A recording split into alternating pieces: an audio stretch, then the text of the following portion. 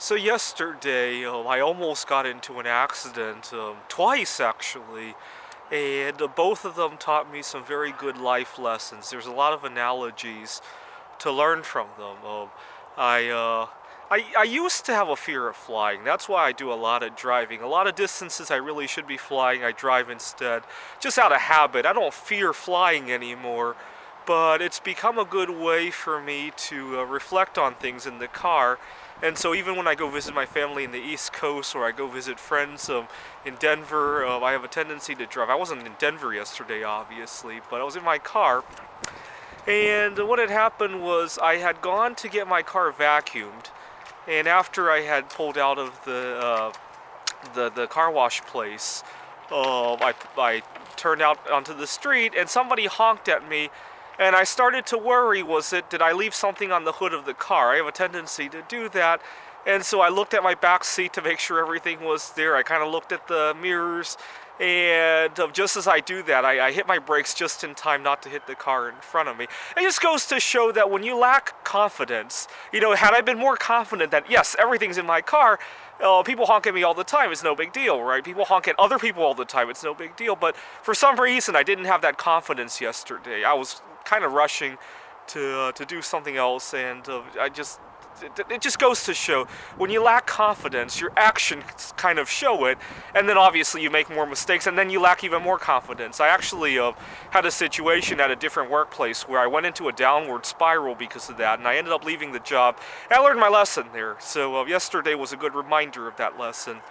And then later on last night, we had very strong winds here in the Seattle area, so actually I'm on a walking trail right now because I'm so scared of driving. I actually walked up to, I had a tutoring session, I walked there today, and which is good. I rarely get enough exercise, and it kind of reminded me to end my tutoring on time. I have a hard time with that because I really wanted to get my walk.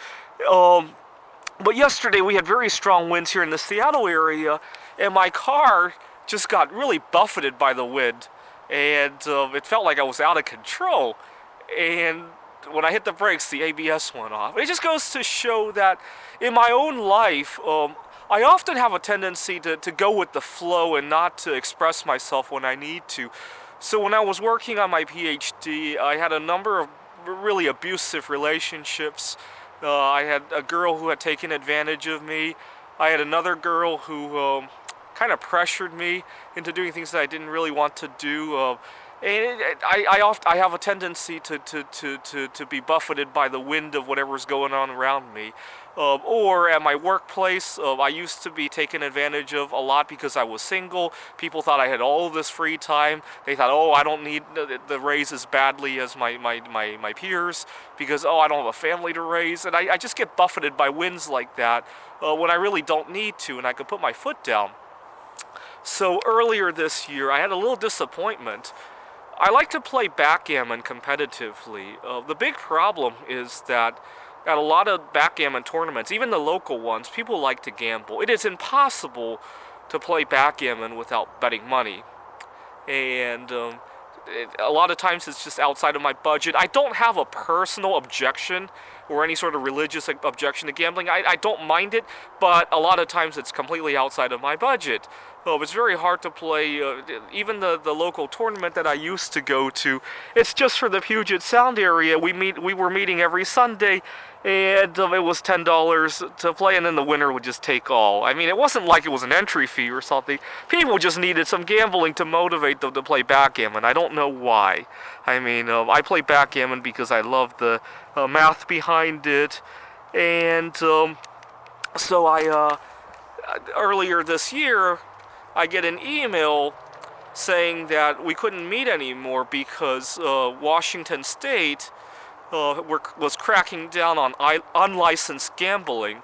I got really excited because I thought these people would still want to play backgammon, and now that we couldn't gamble on it anymore, this was great news. Now I could play every week. In the past I would only play once every 2 or 3 weeks or 4 weeks sometimes, and now I can play every week. I mean, I know it doesn't sound like a whole lot, but, it's just, it's something at least, right? And, but I was sorely mistaken. I was sorely mistaken. They didn't want to meet anymore, and I emailed the director and said, well, what's going on? I know we can't bet money on this anymore, but are we still gonna play? And I get no response. The director, the other people in the tournament, they stopped answering my emails, and it just goes to show that you don't have to give an explanation even when you put your foot down. So from that, I learned that when people, I have a hard time with people who try to offer me food. I have various dietary restrictions, obviously. I used to have a tough time with that because if it's a social situation, right? If it's somebody that I'm dating and I eventually do have to let them know my diet, I'll let them know. But, you know, at a workplace where they force me to almost reveal my almost like my medical history because I can't eat. And you know, nowadays I just say no. I'm sorry. You know, it's very nice artwork, and I leave it at that. You know, I don't have to give an explanation. I really love the example with the backgammon. So anyway, so 2 close calls yesterday, but important life lessons and analogies to them. Thanks for watching.